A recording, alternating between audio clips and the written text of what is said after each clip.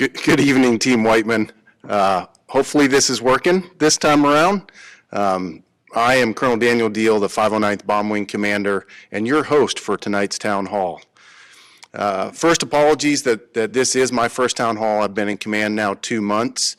I know that we've had a few things happen around the installation that you all probably had questions about. We've had a few things on our plate here on the installation, so this was the earliest that we could take the time to do it. So thanks for your patience. The purpose of tonight's town hall is really to answer whatever questions you have, but in the process of generating those questions, we first want to talk to you really about the current COVID status, both on installation and off installation, talk to you a little bit about vaccines, and then really take a look at some of the things our mission support group has to share with you concerning everything that's happening as we go back to school. As we go through this, please feel free to put your questions in the sidebar there on Facebook, and we've got some folks here in the room who will make sure that we get those questions to the appropriate subject matter experts. And tonight we actually have a fair share with me, and I'll let them introduce themselves when they get up to the microphone. But for now, let me just give you a preview of who we have. So we have Lieutenant Colonel Dees, the Healthcare Operations Squadron Commander, with us tonight. We've got your lead Public Health Emergency Officer, Captain Patel, the 20th Attack Squadron Flight Doc, Major Markey, the Chief of Aerospace Medicine, Major Parker. We also have the Mission Support Group Superintendent, Chief Arcuri, and everybody's favorite, the Command Chief of the 509th Bomb Wing, Chief Jason Hodges.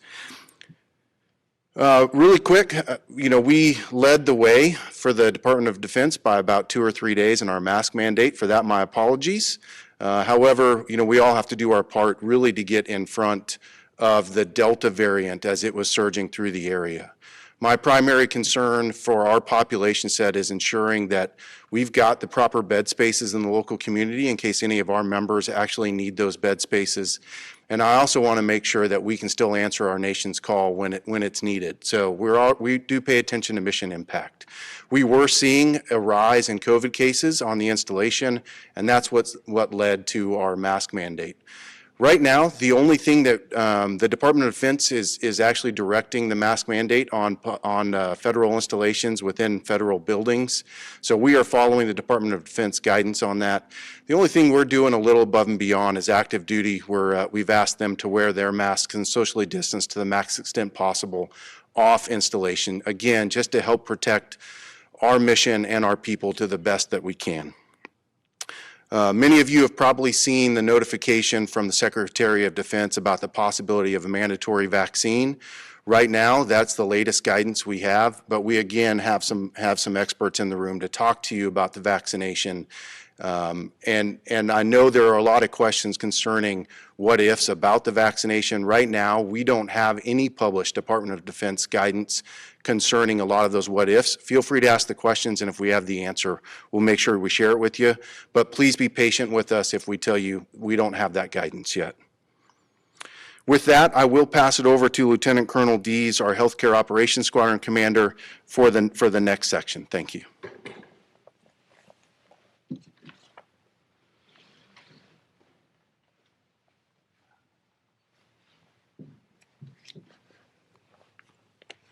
Thank you, Colonel Deal.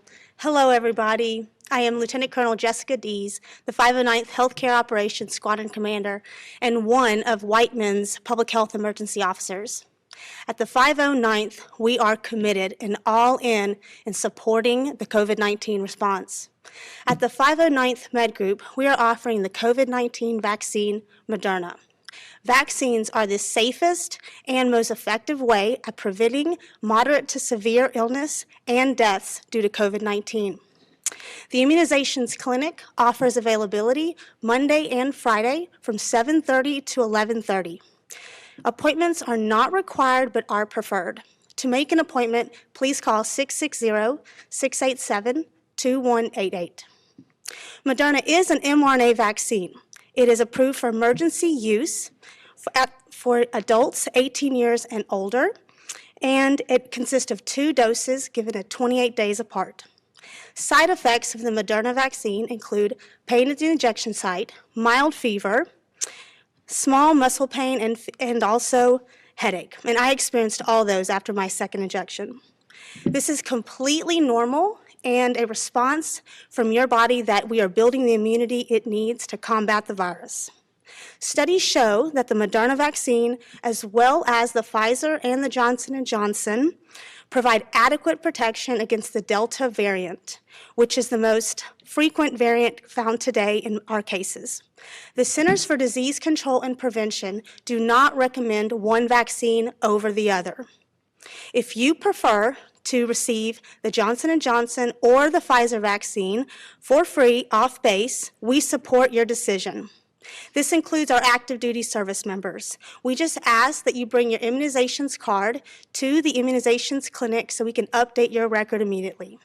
The 509th Medical Group also offers COVID-19 testing by appointment only, Monday through Friday, 8 o'clock to 11:45 and 1 o'clock to 3:30. Due to high demand, we are only testing beneficiaries of Whiteman Air Force Base who are symptomatic, close contacts of a COVID-19 case, and those on official travel.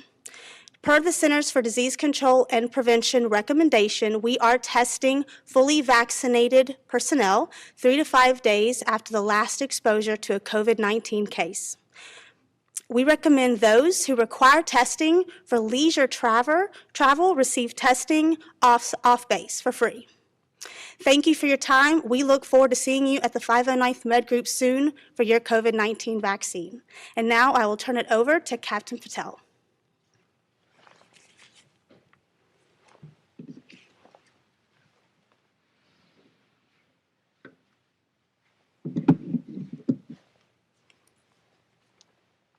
Thank you, Lieutenant Colonel Dees. Hello, everyone. Good evening. My name is Captain Tanvi Ben Patel, and I am the Public Health Officer for Whiteman Air Force Base, as well as the Lead Public Health Emergency Officer.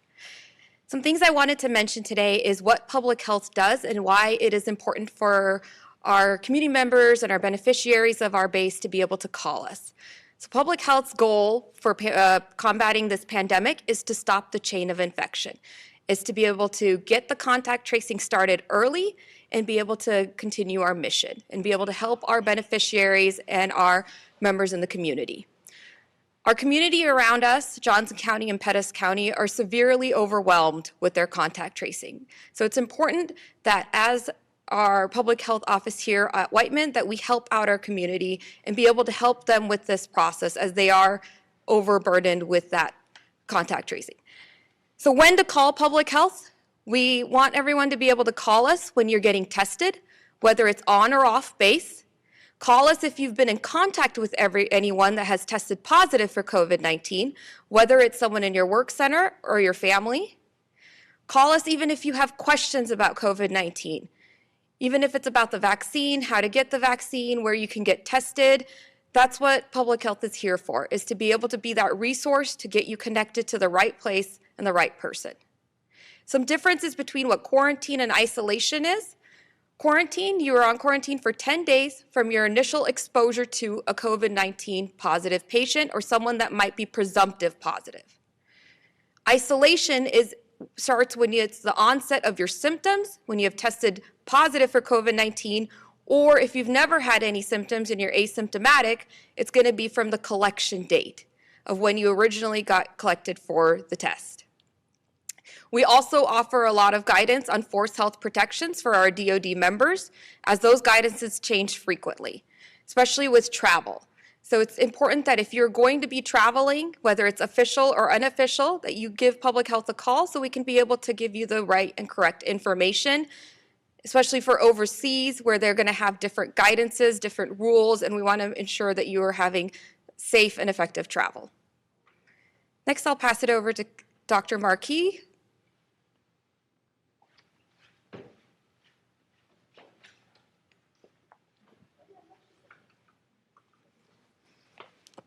Thank you, Captain Patel.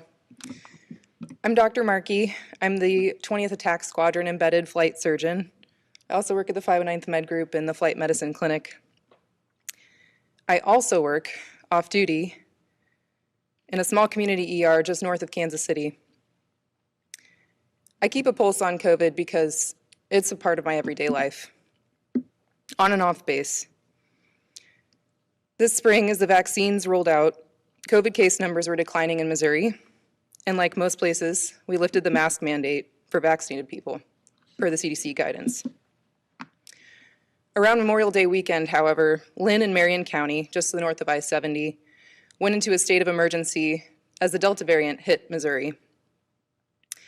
I knew something was wrong when our small community hospital was sending testing supplies across the state. Week after week, I continued to watch the cases spreading rapidly across Missouri, and shortly after 4th of July weekend, Branson and Lake of the Ozarks started lighting up, consistent with last year's spike. Then Springfield and Joplin declared a state of emergency. And finally, Kansas City, Columbia, St. Louis, and our local counties, Johnson and Pettis County, started to see case numbers rising rapidly. When the mask mandate lifted in May, the expectation was that the community would continue to follow guidance for unvaccinated individuals to max up. Approximately 3/5 of Missouri is unvaccinated at this time. Do you see 3/5 of the community wearing masks? I certainly don't. Masks aside, my point is, it's no wonder that Delta variant spread like wildfire. And it's no wonder that our major hospital centers are once again with long wait lines, limited beds, and are straining due to the flood of COVID patients. But there is hope. We have ways to protect ourselves from COVID. The most effective method is a vaccine, and we are lucky here in the United States to have free and abundant supply for vaccination. The Pfizer vaccine is approaching FDA approval, and the Moderna vaccine is close behind. Vaccines are safe and effective. 97% of the patients filling the hospitals and dying from COVID right now are unvaccinated. We know that the vaccine reduces your chances of death, hospitalization, and something we refer to as disease morbidity. Morbidity means complications of disease other than death. You hear less about the morbidity of COVID. You think the death rate's only 1.7% in the United States. I'm not going to be one of those people. But 50% of COVID survivors report a decreased quality in life. 15 to 87% of patients have fatigue lasting greater than 3 months. 1/5 of patients report impaired memory, depression in 1/4 of patients. Studies are now showing long-term loss of actual gray matter tissue in the brain. That's surrounding the olfactory and gustatory systems, your sense of taste and smell. We're also seeing imaging patterns comparable to Alzheimer's and other neurodegenerative conditions, not to mention the increased risk and occurrence of strokes, seizures, and an ascending paralysis known as Guillain-Barré syndrome. COVID affects the heart. Early studies from Germany showed us that the original variant caused inflammation and damage in the heart muscle following infection in over 85% of patients, regardless of disease severity. This increases the risk of future heart failure and other cardiac complications later on. I have cared for airmen on this base suffering from some of these complications.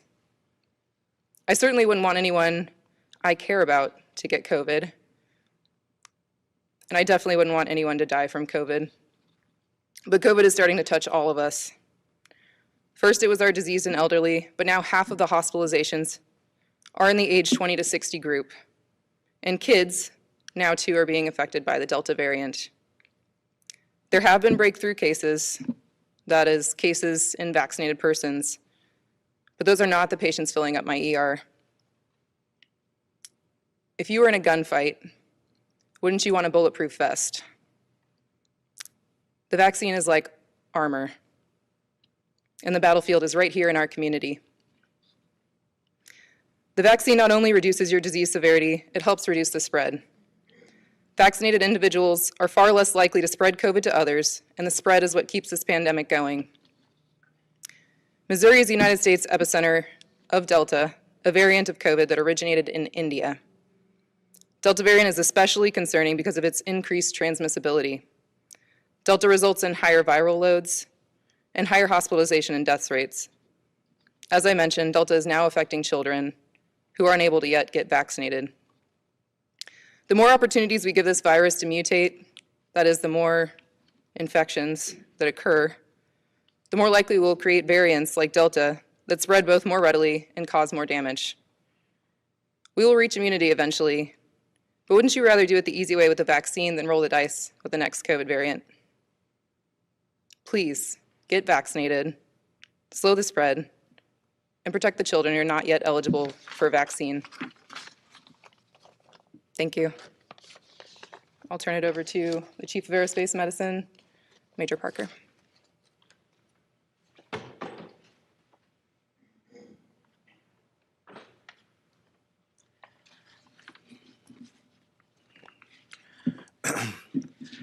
Good evening, ladies and gentlemen. Thank you, Major Markey. As she stated, my name is Major Victor D. Parker III. I am the Chief of Aerospace Medicine / SGP here at Whiteman Air Force Base. I am also a physician and flight doc here at Whiteman, MD to be exact. However, I am uniquely qualified because I was pediatric trained at Richmond at VCU. This qualification gives me a unique perspective on vaccinations. As you can guess, vaccinations were a big part of my academic criteria in pediatric population and vaccinations as a whole. Given this knowledge and experience, I am very confident to advise the general public alike to receive this vaccination. But why? I'll go over that briefly in a little bit, but essentially it is life-saving. I can state that confidently. The stats are already eloquently provided by Major Markey, so I will not belabor the point. However, I cannot emphasize enough to do this. As you know, preventative steps are very important. Washing your hands, social distancing when possible, wearing a mask, as the Secretary of Defense has indicated we should do, but receiving the vaccine is the most important, I repeat, the most important thing to preventing disease. Why? Receiving the vaccine, I feel like causes a lot of anxiety in people, particularly nowadays, particularly when you reference the COVID-19 vaccination. But why is this? And to some degree, from a lay standpoint, I understand. It is, after all, a very new or relatively new genetic vaccine. The rumors of the side effects have been spread rampantly in the media, and how quickly the vaccine was produced in comparison to other vaccines. On a superficial surface, I can understand. However, we as practitioners believe in this. We as the medical community believe in this. All of the people before you have taken this vaccine, including myself. I want you to take a step back and think about this. Let's take a large step back. Have any of you out there in the crowd heard of smallpox, measles, polio? Do you even know what these things are? I will venture that most of you don't know what these are or have even seen these diseases. This is because vaccinations have largely and or wholly eradicated these diseases from the general population. I cannot emphasize that enough. If you take a large step back and see the effects of vaccinations in our society, vaccinations work. I cannot advocate for them enough. They protect our society as a whole. If that's not enough to influence you to get vaccinations, I would advise you to keep in mind that the president and or the FDA will make vaccinations a mandate relatively soon for military members. And I would implore you to undergo vaccinations as to avoid long waits and scheduling conflicts. As Major Markey indicated, there are differences in the vaccinations, and I will not belabor the point. However, I will state that the 3 vaccinations that are approved by the FDA here in the United States have 2 different ways of working. Slide, please. Pfizer and Moderna work in similar ways. They work by placing a messenger RNA, which is a piece of genetic material, in our human cells via the vaccination. Once in our cells make the protein spikes associated with the COVID-19 vaccine, and our immune system will recognize those spikes and fight the virus. As indicated by our FIO and Major Markey, these vaccinations are safe and effective. So what's the bottom line? Let me appeal to the sensibilities of people. The bottom line is that receiving this vaccination will, in essence, make you a better military member, protect you and your family, benefit the mission and the installation as a whole. Again, I thank you for your time. I hope you have a good evening.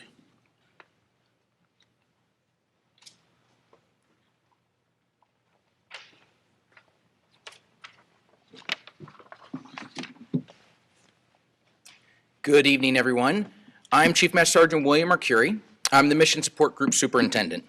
So to give you a little background on what the Mission Support Group does, most of the folks who came up here earlier were talking a lot about you as an individual and your health. The Mission Support Group is a lot of things on the installation that aren't necessarily your health, but that do impact you as a community. So we handle engineering, communications, contracting, and I'm really going to talk a lot about one thing in particular tonight, which is our force support, and some of you may know it as services. So everyone who lives, works, and frequents this base is our military family. And all of our family, we want all of our family to be safe. We want all of our family to be able to work and operate on the installation. And in that, we want this installation to stay open. So our key goal here is to keep the installation open. Now, part of that is going to depend on the health of the community, and that's where we really do need your support for a lot of matters. We are keeping facilities on the installation open right now. For instance, the Youth Center is still open. The Child Development Center, also known as CDC, that is still open.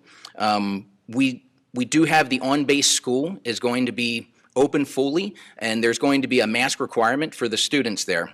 Many of you know that the off-base schools have a mixture of mask requirements. Speaking with the school liaison officer, currently Sedalia has a mask requirement and Clinton has a mask requirement, and today Clinton did announce that they're not going to have football season this year. However, the other schools are operating different ways, and we'll hear and get that information out through the school liaison office as they put forward different regulations and rules for the student population. Now, here on the installation, we feel it's very important that everyone abide by the rules that have been put forth, not just by the DoD, but also across the installation. We do have some places that in order to keep them open, we really do ask that you listen to the staff about keeping your mask on when you're in the facility, as well as some areas that we may not want people to go that they normally may be able to just go through freely. And that is to make sure that we're maintaining capability. For instance, at the CDC, the Child Development Center, we recently had a positive case, which was very unfortunate. However, due to the protocols that were in place with masking and social distancing, we did not have to shut down the CDC. We were able to keep it open. We only had to close one classroom for a period of 10 days. So situations like that is what I'm talking about when I say I'd like everyone to please continue wearing your mask when you're in our facilities, and please respect and listen to the rules that the staff are giving you. Now, we're also going to try and keep a lot of fun activities going throughout the summer and into the fall and into the winter. A lot of you were out there at the Summer Bash recently, and you may have noticed we did have some mitigation efforts. There was masking, we were doing some things for distancing, but there were still a lot of kids out there enjoying the water slide, enjoying a good burger, and just a good time getting together as a community. We want to keep those things going, and we're going to need everyone to follow those mitigation efforts so we can keep doing that. 1 month from today, we're planning to have our Air Force Ball, and you will see some mitigation plans that do come out, and it will be dependent on things like real-time data and the local community, and we're asking for your support with those things. And then getting into the fall, we're looking forward to a great time at some Halloween events, Thanksgiving, holiday activities, and again, some of these we will be wearing masks, we may be doing some social distancing, but the important thing is that we want to keep this community open for our entire military family. In order for us to be most effective at work, we want the entire family to be engaged, safe, and supported throughout and beyond the pandemic. We do need your support to be successful for this, and I promise you we are trying to make sure we keep this base open for all of you. And now I'm going to turn it over to our Command Chief, Chief Hodges.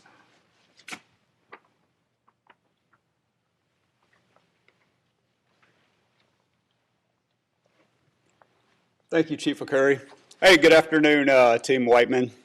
I tell you, just before coming over here, I was over at the elementary school. I was over there for day one, opening up the school, the night to allow Damien to meet his teacher.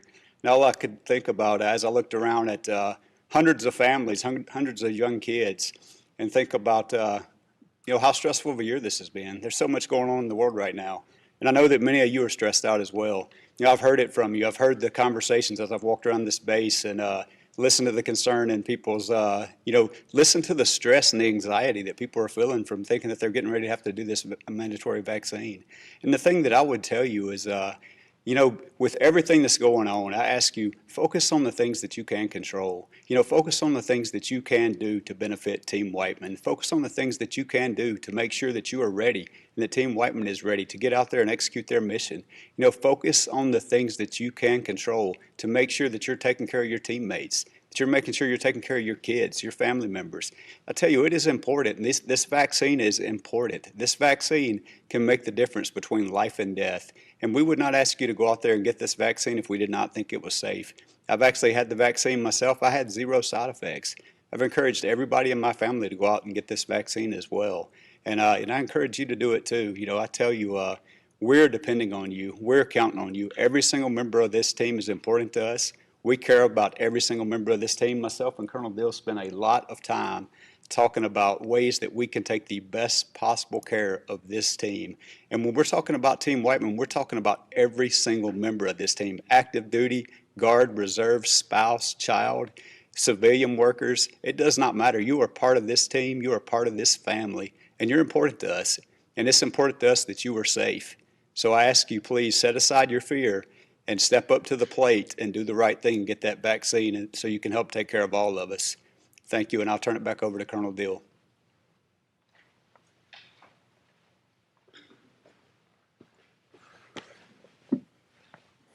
Wow, we've got a very good selection of subject matter experts here. Chief Hodges, awesome words. Many of you have not heard my spiel, and I apologize for not yet making it out to all the spaces.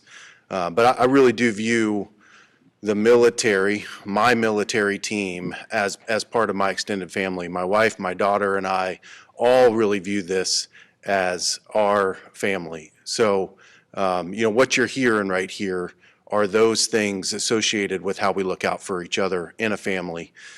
So, man, I really wish that, we could have a town hall where we weren't thinking about COVID. Unfortunately, it's still the name of the day. Many of us probably think back to, the summertime and the spring as we were all walking around unmasked, and it was a breath of fresh air. Right now, our best hope of getting back there is the vaccine. So, again, thank you all for tuning in. Right now, I think is the time where we can really spend some time and go back and forth with you. We've had a few questions that have come in while we've had our folks up here talking. So if it's okay with you, I'll start going through some of those, and we'll revisit with some of those experts as we talk through these questions. All right, so the first two, the first one here, will the vaccine become mandatory for family members, civilian employees, and/or contractors? The difficult part with that question is, as I mentioned in the very beginning, we are still awaiting really how this policy is going to look from the Department of Defense. So I would ask you to be patient with us as we move forward, and as we get that guidance, we will make sure that guidance is disseminated to the best via all the channels we have to everybody. All right, next question is along the same lines. If the Pfizer vaccine receives FDA approval, is that the only vaccine that will be mandated?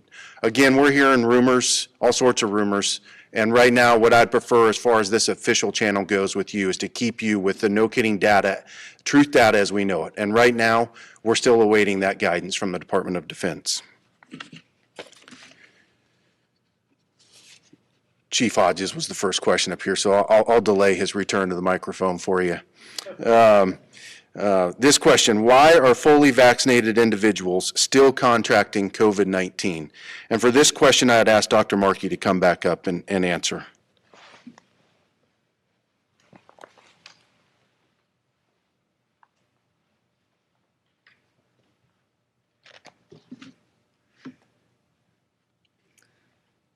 All right.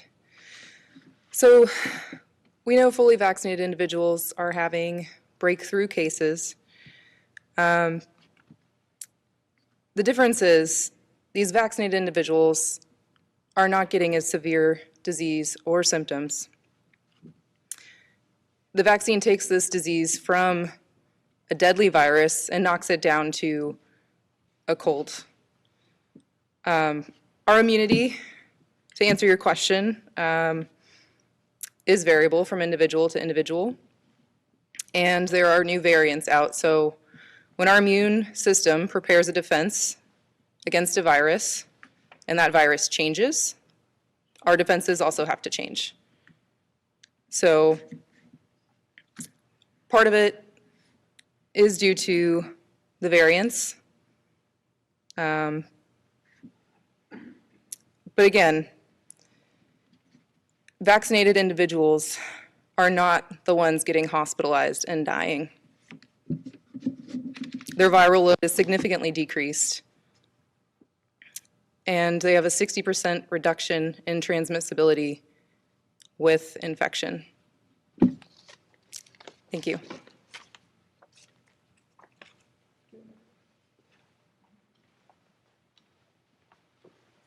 Thank you, Dr. Markey. Next one, I'll bring Colonel Dees back up for you. Can civilians get tested at the medical group?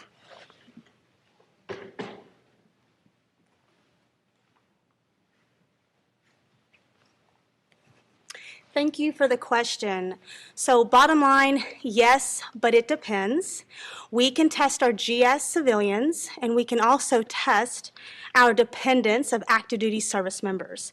If there's any questions about other civilians being tested, I would refer you to the phone number 660-687-2188, call Public Health, and ask specifically if your situation in that civilian category, if it is not the dependent of an active duty service member, if it's not the GS civilian, if it's another category, if it falls in line with testing. Thank you for the question.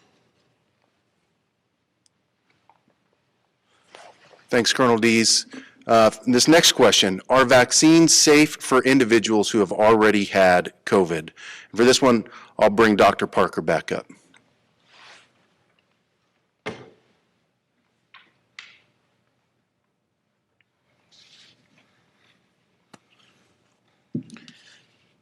Good evening. So are vaccines safe for individuals who have already had COVID? Yes. It is actually indicated that they can receive said vaccine 2 weeks after infection. It has been proven effective to prevent reinfection.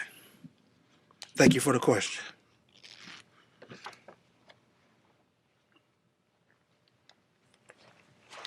Thank you, Dr. Parker.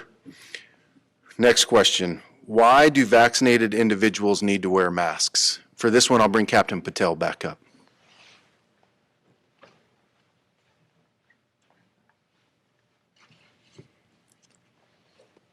Thank you for the question. Why is it important for vaccinated individuals to still wear a mask? Well, as I'm going to echo what Dr. Markey has said, we are not anywhere near approaching herd immunity. We have very different variants that are out there, and this virus itself is still mutating. And we know that masks from various studies, whichever research you're going to look at, there is a 60% reduction in transmission. With this Delta variant, we know that it's highly transmissive. The R naught is between 5 and 9. That means that if you're standing in a room and you have 10 people in that room, you can infect between 5 to 9 people in that room, compared to the original variant, which was closer to 3 to 5. There are asymptomatic patients out there, those that have had breakthrough infections, where they might not even know that they are even infected. The symptoms are very mild. They can be anything from a sore throat to a headache. And you might not even think that it's COVID. We also have other diseases out there. We've seen that we've had a wave of RSV, and we have had a wave of flu that's coming through right now. So it's important to think about some of those other diseases and not just focus on COVID, because all of these different diseases mimic each other. So it's hard to tell whether someone has COVID, they have RSV, or they have the flu. And it's important for us to protect our most vulnerable population, which are our immunocompromised and our children that can't get the vaccine at this moment. Thank you.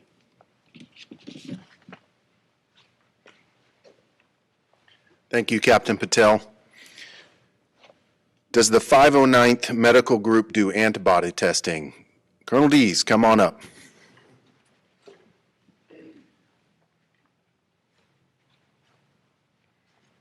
Hello again. That's a great question, and actually one I hear a lot. So currently the CDC does not recommend using antibody testing to determine if you have had a previous infection. And to kind of describe what antibody testing is, it's used for surveillance purposes. So large organizations, say like a large university, they'll go through and they'll test a certain population to see of that population who has potentially had COVID-19. It's not a great test, for there's a lot of false positives because of the cross-reactivity to other coronaviruses. So we at the 509th Med Group do not utilize antibody testing because the CDC does not recommend it. Thank you.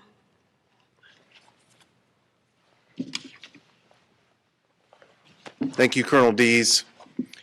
If COVID-19 vaccines become mandatory, what happens to service members who refuse to get vaccinated? Again, a great question, one we're really looking forward to having an answer for you, but right now we are still awaiting the Department of Defense guidance concerning all the specifics surrounding a mandatory vaccine. Next question. If a person has already had COVID, do they need the vaccine? And for this one, we'll bring Dr. Markey back up.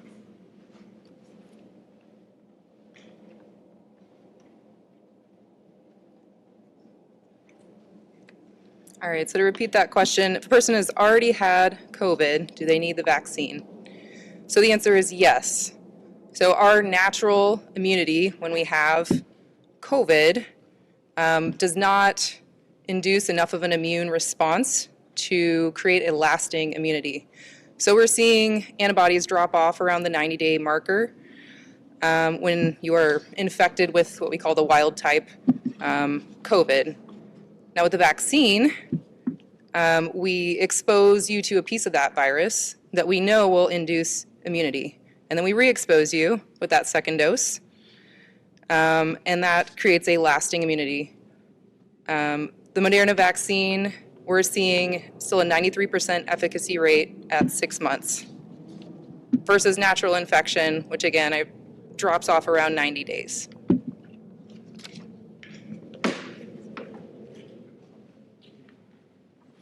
Thank you, Dr. Markey. All right, here's the next one. Is there any anticipation of PT test delays because of increased cases? And for this one, we'll bring Chief Hodges back up.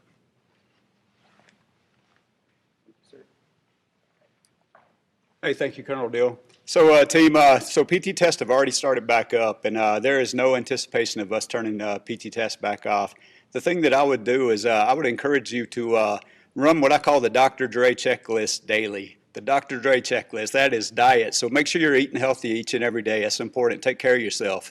You know, and these things are important when you're looking at stress and everything else that's going on in the world around you. You know, take care of your diet. Make sure you're getting plenty of rest. Make sure you're getting some exercise in every single day. That is absolutely important. So every single day when you wake up, run that Dr. Dre checklist. And if you do that, you're going to notice that your resilience is going to be a whole lot better. You're going to feel a whole lot better, and you're going to stay healthier for your teammates. So Dr. Dre checklist, get out there and get after it. PT tests are coming.